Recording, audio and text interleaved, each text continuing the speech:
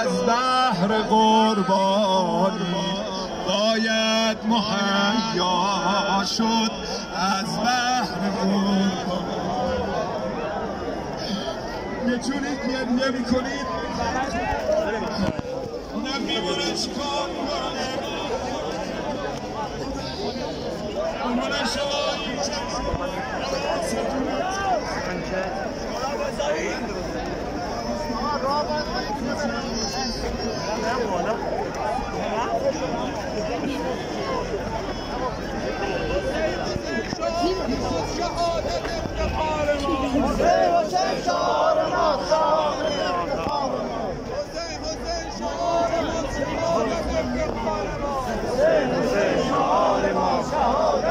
لبیک یا خامنه‌ای لبیک یا حسین لبیک یا خامنه‌ای لبیک یا حسین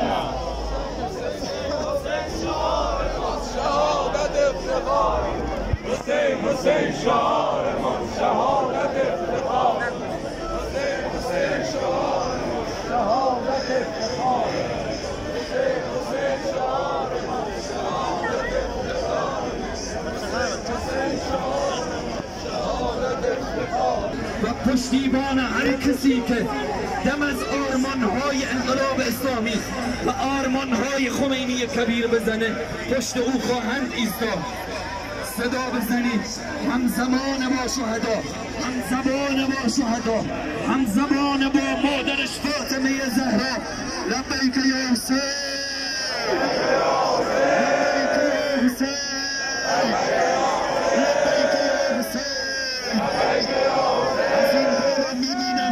پرچم‌های مقدس تک تک ممالک اسلامی رو، پرچم مقدس پاکستان و افغانستان و عراق به شیعیان شهدا به اینها حرمت دادن. خدا رو قسم میدم به وجود مقدس شهدا انشاءالله این ناله رو از ما نگیره.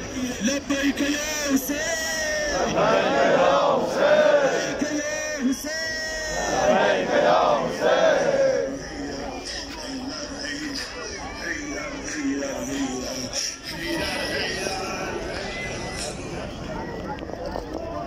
سروران عزیزم، 7 اکتبر یک بار 7 اکتبر رسمندگانش بودند. سال دیگر رسمندگان او در جبهه دیپلماتیک که در رأس اون شهید عزیزمون شهید دکتر آیت الله رئیسی و برادر شهیدمون آقای حسین